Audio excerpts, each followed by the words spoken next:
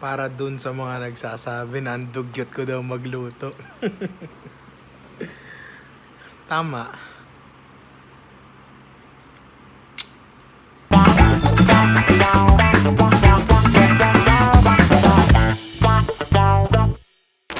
What is up sa inyo mga inaanak? Andito naman na yung Ninong Ray at ngayon ay sasagutin natin ang napakahirap na tanong. Ano ba ang pagkakaiba ng menudo sa afritada, sa mechado at caldereta? So yes, apat na putahe ang lulutuin natin ngayon.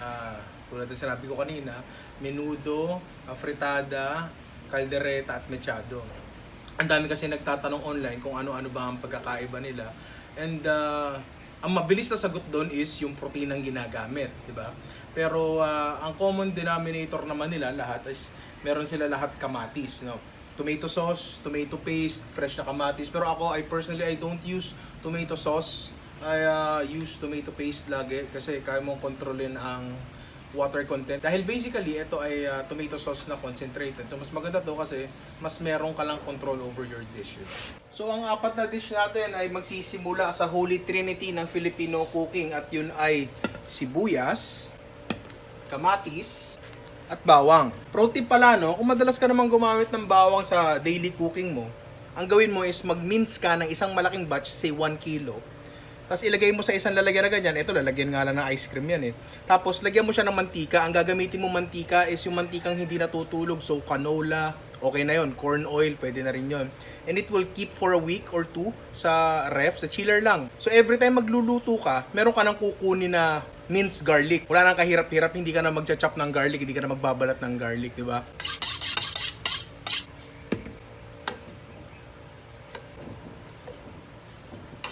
Hindi kailangan masyadong maganda yung hiwa mo sa kamatis kasi madudurog din naman to yan, magiging sauce yan. Hindi masyadong maliliit, hindi masyadong malalaki. Sakto lang. Kama-pressure, kamatis lang yan. Next is sibuyas. Ngayon kung tingin mo dito, napakarami sibuyas. Medyo. Pero totoo dyan, baka kulangin pa to, baka magdagdag pa ako mamaya. Lalo sa caldereta at mechado. Napakaraming sibuyas kasing kailangan nun eh. Kasi yun talaga magbibigay ng katawan sa sauce natin. Siguro isa pang dahilan kung bakit nalilito ang mga tao dito sa apat na dish na to is meron silang pare-parehas na optional ingredients. At ito ay ang patatas, carrots, tsaka bell pepper. Ngayon lalabas na naman dito yung issue ng Ninong bakit hindi ka nagbabalat ng patatas at carrots. Mabilis sa sagot doon ni ayoko. Pero mas mahabang sagot doon is, unang-una, mas interesting siyang tingnan kaysa may makita ka lang na kulay manilaw-nilaw na cube sa menudo mo. Pero kanya-kanyang preference yan eh. Bahala ka, walang problema. Di naman magugunaw ang mundo eh. Ngayon, etong patatas na natin na pang menudo, ito iba ang hiwa nito. Mas malito ng konti, syempre.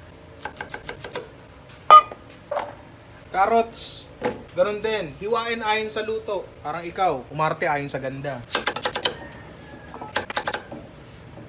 Hindi ko naman siguro kailangan ituro paano maghiwa na ito, no? Panoorin nyo na lang. So, ganito lang ang hiwa. Hindi naman kailangan masyado maganda. Kailangan lang, kahit papano, medyo pantay-pantay. Medyo lang. Kapag sabi kong pantay-pantay, may mag-react eh. Ano naging pantayan, Ninong? Gago. Okay, meron na lang tayong isang vegetable prep na kailangan gawin, no? Minola, ayaw mag-reply ni Baguio Oil. Baka naman. I-deep fry natin ang ating carrots at patatas. Natutunan ko tong technique na to nung nasa restaurant pa ako. Magsaserve na kami ng pagkain ng function. Then na-realize namin, yung kaldereta namin, wala pa palang carrots at patatas. So medyo nataranta kami, naisip namin na ilaglag na lang sa fryer na lagi namang nakabukas. Siyempre, mas mabilis na luto yung carrots at patatas sa deep fryer kasi mas mataas ang temperature dun sa tubig. Pero higit dun, nag-develop siya ng browning sa labas. And alam naman natin, color means flavor. So dito sa application na ginagawa natin, meron tayong apat na dish at lahat to halos merong carrots and potatoes. Practical to. Mas mabilis to kasi ang mangyayari, itatap na lang natin siya dun sa dish. Lalagyan ng konting sauce and part na siya ng dish technically. Bukod doon, mas masarap siya kasi pagba-brown nga ang patatas natin ng kote at ang carrots, magka-caramelize ang mga natural sugars na present doon sa gulay. Tawag dito ay Maillard reaction. I-explain ko ito maya-maya ng konti, no? Kasi ito rin ang i-apply natin sa lahat ng protina na gagamitin natin sa apat na dish na to. So ito na ang ating patatas at carrots. May konting browning la, lalo sa carrots. Mukha siyang sunog pero masarap yan. No? Hanggat mainit, lagyan natin ng salt and pepper.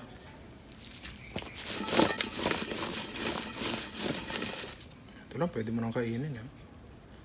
Kanina nung piniprito ko yung patatas at carrots, may nabanggit ako, Maillard reaction.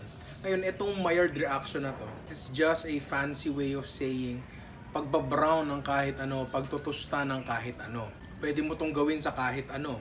Sa gulay, sa karne, sa lahat basically. Basta ang gusto mo lang gawin is lutuin yung kahit anong item na yon at least 140 degrees Celsius. Meaning hindi mag-o-occur ang Maillard reaction sa tubig kasi ang tubig, it tops off at 100 degrees Celsius unless pressure is involved. Pero tsaka na natin pag-usapan yon. So yung paggigisa ng sibuyas, bawang, kamatis, may Maillard reaction na nag-o-occur doon. Ang nangyayari is tinutusta natin yung naturally present na proteins and sugars na nandun sa produkto. Dahil ginagawa natin yun, so bibigyan natin to ng mas masarap na lasa. Pwede mo to ikumpara sa white sugar at caramel. Basically, caramel is just white sugar na binigyan mo ng Maillard reaction.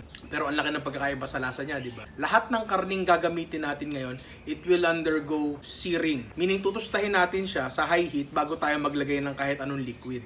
Daming daldal. Pakita ko na lang. So, ang unang-una natin lulutuin ay afritada. Ito ang ating manok. Nalalagyan lang natin ng patis. Sakto lang. Hindi naman kailangan masyado marami. So, ito ang ating wok na mainit na lalagyan natin ng mantika of choice. Chicken oil ang gamit ko dito. Make sure na skin side down muna ang ilalagay natin. And wag natin ika-crowd. Pwede natin hinaan ng konti. Ngayon ang hinahanap lang natin gawin dyan ay matusta yung balat, hindi maluto. Kasi definitely hindi maluluto yan. Mamaya pa natin lulutuin yan. Kailangan lang natin, again, tustahin ang balat para magkaroon ng lasang, ano ko ba sasabihin? Lasang ginisa yung manok, lasang tostado yung manok. Okay, pag nasir mo na lahat ng manok mo, pwede na natin simulan yung sarsa. Bawang. And yes, the age-old question kung ano ba ang mauuna dapat. Bawang o sibuyas. Bawang talaga lagi. Ang paliwanag dyan is, pagka naglagay ka na ng sibuyas, masyado matubig ang sibuyas and mahihirapan ng umangat yung temperature ng vessel mo sa nire-require ng bawang. Basically, hindi na matutusta yung bawang mo kapag naglagay ka na ng sibuyas. Well, pwede naman. Pwede mo silang pagsabayin kung meron kang high-powered na stove. Pero sa home setting, lagi mong uunahin ang bawang. Pag medyo brown na ng konti ang bawang mo, pwede ka na maglagay ng sibuyas.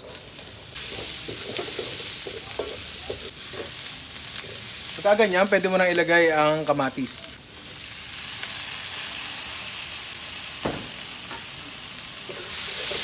Tapos pwede ka na maglagay ng tomato paste. One tip about tomato paste, kailangan itong lutuin. Hindi ito pwede idagdag sa huli. Kaya ito nagkakaroon ng very strong acidic flavor eh. Isasama nyo siya sa gisa talaga. Tapos kapag medyo tostado na siya ng konti, pwede nyo lagyan ng tubig.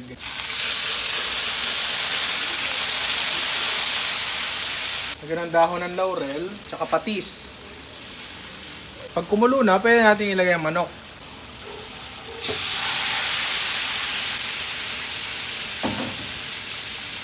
So after 20 minutes of simmering, pwede na nating ilagay yung ating carrots, potatoes, and bell peppers.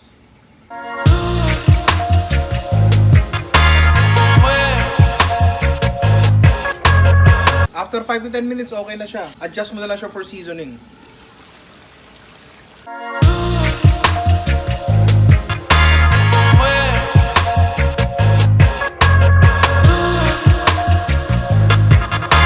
Okay, so magsisimula na tayo sa menudo, which you will find out very shortly, ay halos parehas na parehas lang sa lahat ng step ng afritada. Simula ulit tayo sa chicken oil. Tapos ang ating karne, pork shoulder, Kasim.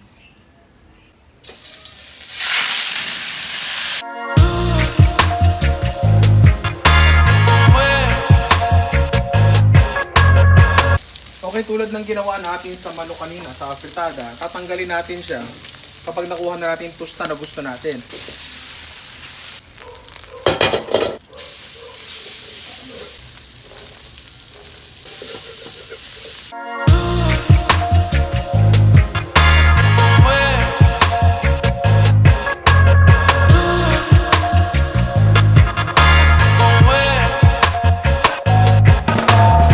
hinabol mo yung tomato paste kasi nakalimutan mo. Kapag okay na, nagisa mo na yung tomato paste mo, pwede ka na maglagay ng tubig. Saktuhan lang.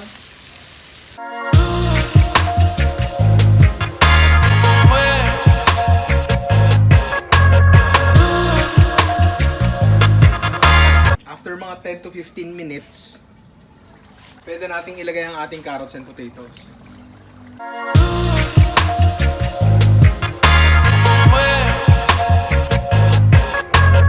After mga 10 minutes, 15 minutes, ito na ang minudo nyo. Luto na yan. Adjust mo na lang ang seasoning to taste, paminta, asin. Kung naglalagay ka ng asukal, bahala ka. Pero, ito na yon. Luto na yon.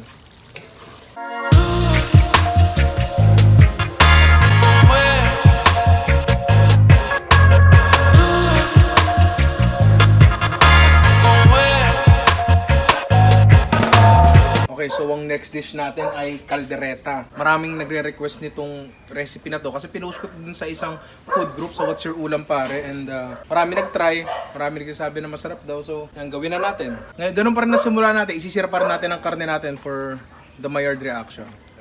Tapos yung beef natin.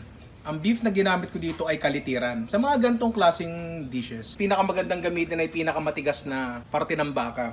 Yung mga may ganto. Kaya siya tinawag na kalitiran dahil dyan. Hindi yan marbling, litid yan, matigas yan. Pero pag napalambot natin yan, magiging gelatin yan, and sobrang juicy and succulent yung cut na yan. Kung wala kayong mabiling kalitiran, pwede kayong bumili ng kenchi. Kenchi is basically boneless na bulalo. Sira na natin ang karne natin.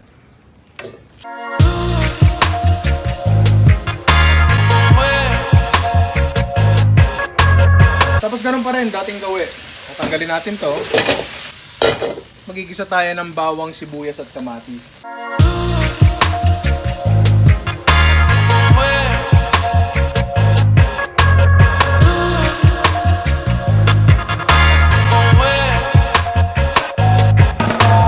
Ngayon okay na to.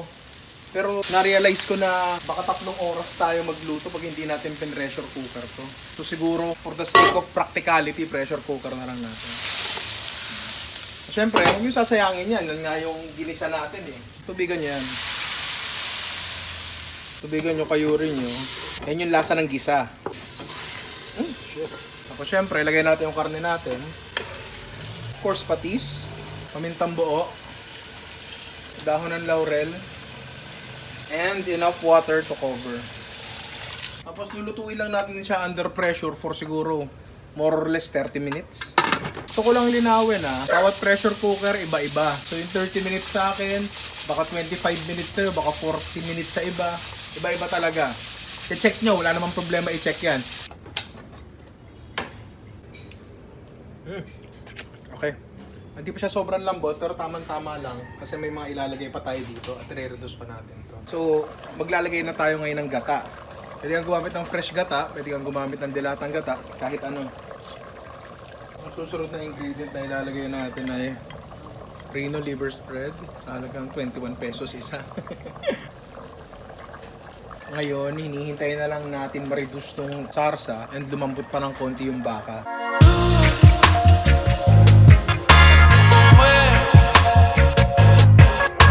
Ngayong na-reduce na siya, pwede nating ilagay ang ating paborito mong brand ng melting cheese, kalahating bloke, more or less 220 grams. Kapag tunaw na yung keso mo, pwede mo na ilagay ang ating carrots, potatoes. Pwede mo na siyang patayin, tsaka mo ilagay ang last 2 ingredients, all-purpose cream at butter.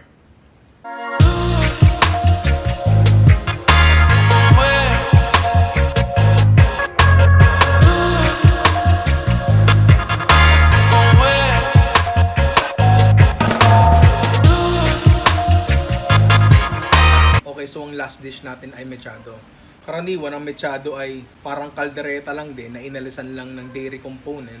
Pero gagawin natin is I think traditional mechado. Meron tayo dito kabilugan, ang tawag dito sa palengke, or eye of round. Very lean na cut, ang taba niya ay nasa labas lang and wala siyang masyadong connective tissues sa loob. So pag naluto siya, medyo dry talaga siya. So, meron tayong i-employ na method na ang tawag ay larding. Meron tayo ditong back fat ng baboy or yung taba sa may pork chop. Ang gagawin natin dito is ihiwain natin to into strips, tapos ipapasok natin to sa loob ng karne. Very dry kasi tong karne na to kapag naluto, no? So kailangan natin ng tulong ng taba ng baboy para mas maging juicy lang siya ng konti. Kaya siya tinawag na mechado kasi hihiwain natin to into strips. So magmumukha siyang mecha, wick, yung nasa paputok or yung nasa kandila. Doon nagmula yun, mecha, mechado. Okay, so ang una natin kailangan gawin is strips muna natin tong back fat. Kulin lang natin yung mga kapal. Itong mga maninipis, may paggagamitan tayo niyan. Okay, so eto na ang mga strips ng taba natin na ipapasok natin dun sa karne. Tapos etong mga trimmings na to, eto ang gagawin nating mantika mamaya. Ngayon itong karne na to, proportion na natin siya. Medyo marami-raming trimmings to. Bahala na kayo kung anong gagawin niyo sa trimmings. Kailangan muna nating square to. So yung itong slanted na part na to, tanggalin natin. Putulin natin sa gitna. Putulin natin sa gitna. So ito na yung karne natin. Na-portion na natin na maayos. Tapos ngayon, ang kailangan na lang natin gawin is ipasok yung taba sa kanya. So kukuha tayo ng manipis na kutsilyo. In my case, ito, fillet knife. At bubutasan lang natin siya. Dahan-dahan ha. Kung nasa resto ako, marami na dali dito. Butasan na natin siya hanggang mabasa kabila. Sihiwa natin ng konti. Para lang magkaroon ng proper opening. Okay, ngayon nabutasan natin sila lahat. Papasukan na natin. Mukha ka lang ng taba at ipapasok mo sa loob. Ganun kasimple. Luwag.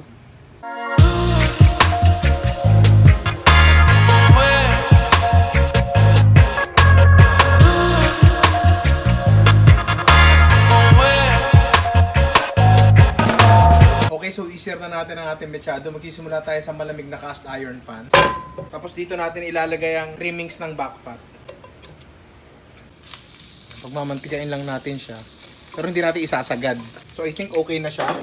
Pwede na nating i-retrieve yung baboy. Tapos yung mantika, pwede na natin bawasan ng konti. Okay, so mainit na ang pork fat natin. Pwede na nating isir ang ating mechado. Tinimplahan ko lang yan ng patis. And that's it.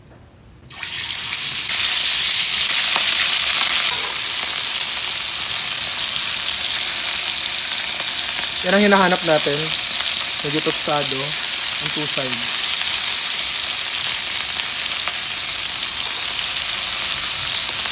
So, syempre, mga trimmings natin. Lutuin na rin natin ang mechado. Ayokong magtago ng kung ano-ano. Okay, finally, tapos na ang searing natin ng karne. Pwede na tayong mag-proceed sa kanina pa natin ginagawa.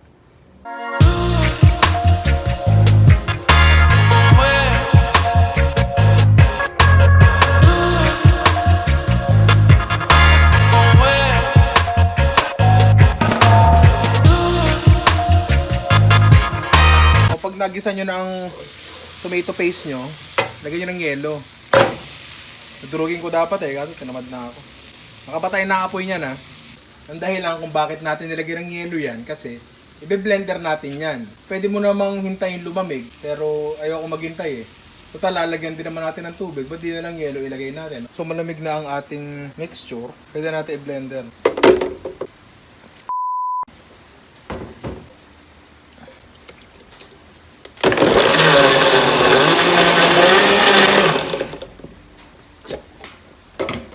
Sarap. Dahil ng oras na, pressure cooker na ulit tayo. Lalagay lang natin dito ang ating sauce, ang ating beef. Lalagyan lang natin ng water hanggang makover sila. Laurel. Pamintang buo, konti lang. Tsaka takpan. Pressure natin for 30 minutes ulit. Tulad ng kanina. So after 30 minutes under pressure, check na natin ang mechado natin.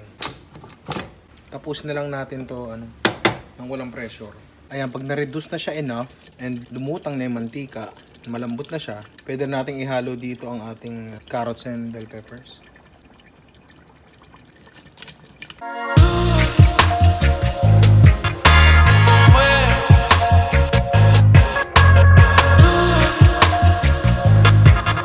Munti kong makalimutan, final touch pala ng ating mechado ay konting toyo at kalamansi. Wala kasi masarap lang. Time check, 10:35 PM. Tapos na natin ito yung 4 na putahe. Plato na tayo.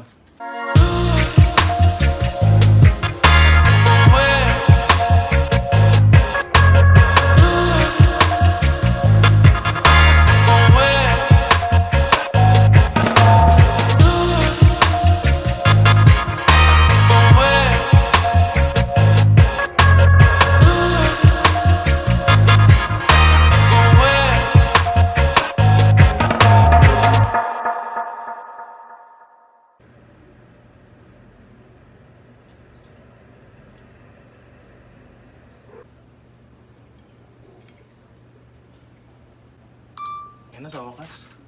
Okay, so finally, no, natapos na ang ating 4 na putahe. Meron tayo ditong mechado, afritada, caldereta at menudo. Nakita niyo naman yung proseso from start to finish ng bawat isang dish. And makikita nyo doon na very similar talaga silang lahat. So, naiintindihan ko kung bakit nalilito ang mga tao. Pero sana, after tong video na to, magkaroon ng konting linaw sa inyo kung which is which talaga. I-recap natin ang pagkakapareho at pagkakaiba nila, no? Basically, ang common denominator lang nila is tomato-based silang lahat. Siguro kung ipipilit mo, lahat sila may carrots and potatoes. Optional lang kasi yun eh. Pero pwede rin naman yun. Pasok din naman yun. Ngayon, ang pagkakaiba nila, tulad ng sinabi ko kanina, mainly sa protein na gagamitin mo doon sa dish, no? Pero as we saw, doon sa mga prosesong ginawa natin, meron silang mga key differences. Halimbawa, dito sa menudo, no? Napaka-straightforward ng menudo. Basically, pork in tomato sauce lang siya. And ang chicken version nun is eto afritada, chicken in tomato sauce. Wala naman siyang kahit ano eh. Ngayon ko i-upgrade lang natin ng konti. Beef in tomato sauce, tapos nalagyan lang ng dairy product. Caldereta na siya. Tapos, binalik naman natin dito sa kabila. Inilis natin yung dairy product. And kung hindi mo papansinin sa mechado, yung larding na ginawa natin, yung proseso, which is sana naman gawin nyo kasi doon nga nang galing yung pangalan eh. Pero naiintindihan ko naman na matrabaho yun, no? Pero essentially, ang mechado ay beef menudo na mas deep lang ng konti dahil meron siyang toyo and konting kalamansi, di ba? Kung hindi ganito ang dishes na nakakalakhan mo, pasensya ka na. Sinagot ko lang naman ang tanong sa abot ng makakaya ko. Sana nakatulong ako, no? Sana nagkaroon ng clarity sa inyo. Ngayon, kung mas naguluhan ka, sorry. Wala ito ang kinalakhan ko di ba? So kung umabot ka sa parting to ng video, maraming salamat sa iyo. Ako magre-ref na ng pagkain kasi ang oras ay 11:35 at tulog na lahat ng tao dito. Ayun, maraming salamat sa panonood. Di ko alam ba't ka nanonood pero salamat na rin, 'di ba? And pagod ako.